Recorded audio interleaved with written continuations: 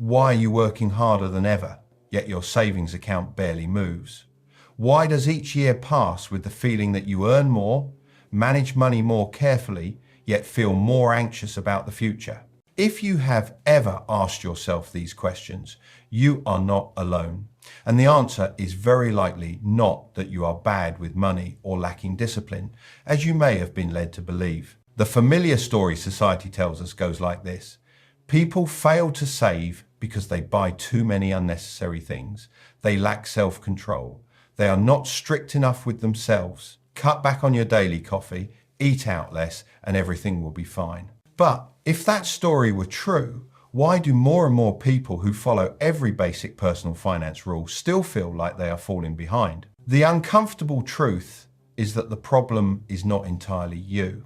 It lies in an illusion created by the modern financial system. I call it the savings illusion. It is the state where you believe you are in control of your money, spending responsibly, putting something aside, while in reality, the surrounding structure is quietly pulling money out of your pocket in ways that intuition can barely detect. You do not see money leaving because it no longer leaves in familiar ways. It does not disappear through one shocking decision. It dissolves through dozens of small expenses, fragmented, automated, designed to look harmless. Each one has a reasonable justification. Each one is too small to trigger a pause. But over time, combined, they create a constant drag that makes saving feel almost impossible. It is important to be clear from the start. This is not a conspiracy theory. It is the result of how consumer models, payment technology, and personal finance systems have evolved over recent decades. Behavioral research shows that humans respond very differently to spending that does not cause pain. When money leaves without a clear emotional signal, the brain does not register it as loss, and when there is no sense of loss, behavior does not change. So, before blaming yourself for not saving enough, there is a different question to ask. Not what did I do wrong, but what kind of game am I actually playing? Once you understand that, the picture begins to change. And only by seeing the real structure behind it can you escape the illusion trapping millions of people. My name is Dolan, and I've spent far too much time digging into how money truly operates in modern life. Not through surface level advice, but through the mechanisms underneath it. If you are exhausted from watching those at the top of the system grow safer and more comfortable while you strain every month just to keep your account from falling into danger, then stay with me. And if what you hear today helps you see the game more clearly, support the channel. Not because I need the numbers, but because the more people understand these mechanisms, the weaker they become. Now, let us talk about the mechanism itself. What we are dealing with is not a secret plot hidden behind closed boardroom doors. It is a system built gradually, legally, rationally, and even marketed as progress. A system that convinces you saving is a personal choice, while everything around you is designed to make not saving the default. The biggest mistake most people make is believing discipline alone is enough. They think the issue is not tracking budgets closely, not recording expenses, not being strict enough with themselves. But personal discipline was never designed to fight an environment built specifically to erode it. You cannot win a game when the rules are constantly tilted against you. Here is where the real rules lie. Spending today no longer feels like losing money. One-tap payments, automatic subscriptions, zero interest installments, buy now, pay later schemes all share the same trait. They separate spending from the feeling of loss. When the brain does not feel the pain of spending, it does not activate self-protection. You do not feel like you just traded future security for present convenience. The system also teaches you to fragment every expense. A service costing a few units per month seems harmless. A small installment feels manageable. What is never made clear is that dozens of these small charges combined consume the entire surplus you believe you could save. And because each one is justified individually, you never feel like you are overspending. Another rarely discussed factor is speed. In the past, spending required time. You had to leave the house, think, physically, hand over money. Today, the distance between desire and action is almost zero. When financial decisions happen instantly, reason has no time to intervene. The brain reacts first, and the wallet absorbs the consequences later. Everything described here is legal, no rules are broken, no one forces you to spend. But when a system is designed to steer behavior in one direction, blaming individuals becomes a convenient way to avoid talking about structure. This is the core of this section. You did not fail at saving because you are incompetent. You failed because you are playing within a mechanism where spending is made easier, faster, and less painful than ever, while holding on to money is pushed to the bottom of the priority list. Once you understand that, the question stops being how to become more disciplined and becomes how to avoid being pulled along by a system designed in advance. This is the turning point of the entire story, because if we stop at the idea that the environment makes saving difficult, we only have half the truth. The other half lies in how the system has completely reversed the logic you were taught about money. Instead of encouraging you to keep it, it normalizes constant outflow. The core strategy is simple, but extremely effective. Money is not allowed to stay still. Everything is designed to keep it moving. If you do not spend, you are encouraged to borrow. If you do not have enough, you are offered installments. If you resist installments, costs are split to feel lighter. And if you do not actively choose, the system chooses for you. Consider a simple everyday calculation. Suppose you could set aside 300 units per month. It sounds modest. Over a year, that is 3,600. Over 10 years, without interest, that is 36,000. Now watch how the system handles that money. Just 3 or 4 small recurring expenses, each a few dozen units, automatically deducted each month, erase that surplus entirely. You do not feel a major loss. But the end result is nothing left to save. The sophistication lies in how the system avoids one heavy blow. Instead, it delivers hundreds of light taps, each one too small to trigger reaction. Because you do not react, the loop continues. This month mirrors the last, this year mirrors the previous. Eventually, you start believing saving is unrealistic in modern life. Now compare this with those who hold structural advantages. When they have money, they are not forced to push it into consumption immediately. They can hold it, delay spending, or deploy it as leverage without psychological pressure. For them, money is allowed to be still. For you, money is constantly pushed to move. This loop feeds itself. When you cannot save, you rely more on short-term solutions. Installments to handle immediate needs. Credit to bridge difficult periods. Each time, future income becomes more tightly bound to the present. You do not become poor overnight. You become poorer gradually. The most dangerous part of this strategy is how it convinces you the problem is personal. You blame yourself for lacking resolve. You search for more saving hacks. You try again and fail again. Meanwhile, the underlying structure remains unchanged.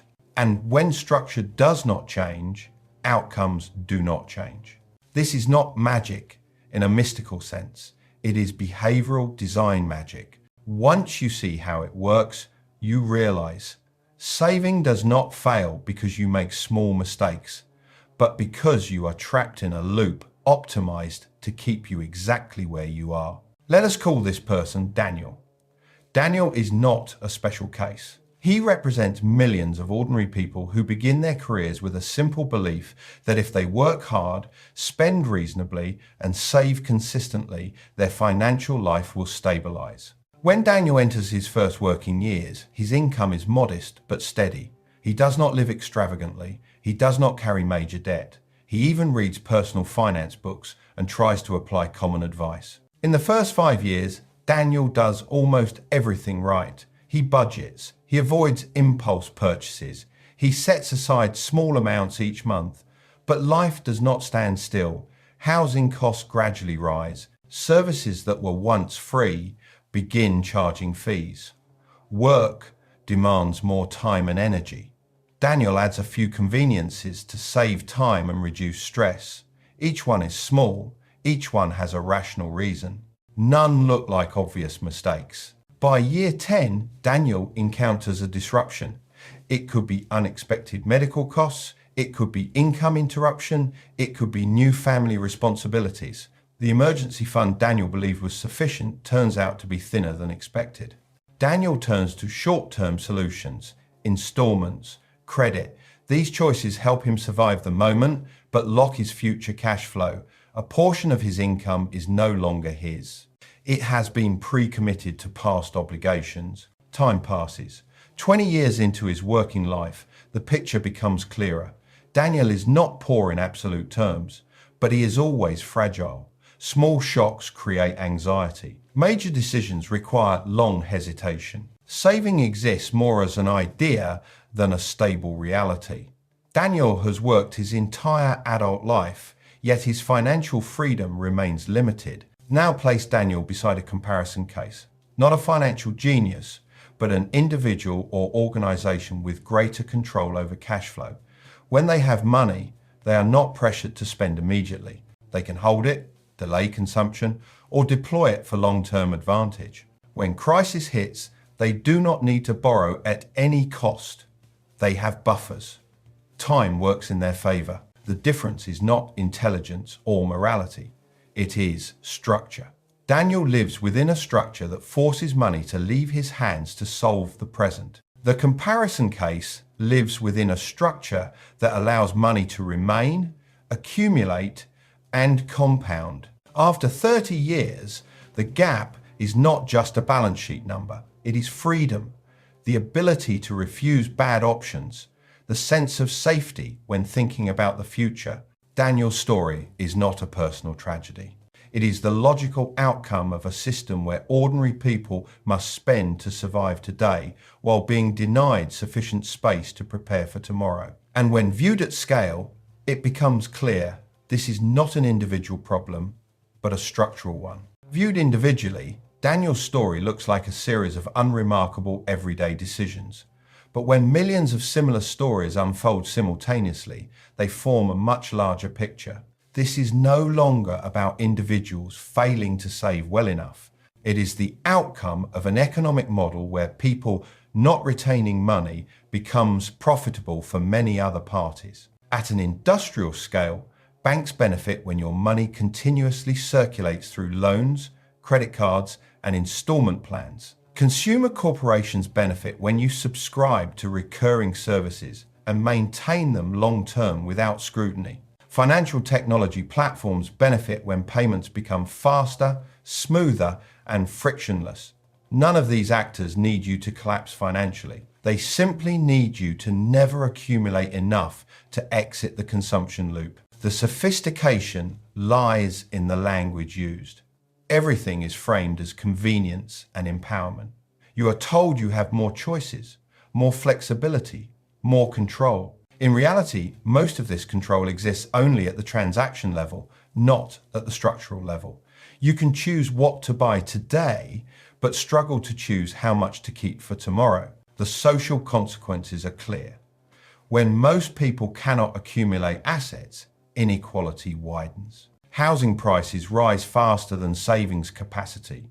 Living costs climb while financial buffers thin.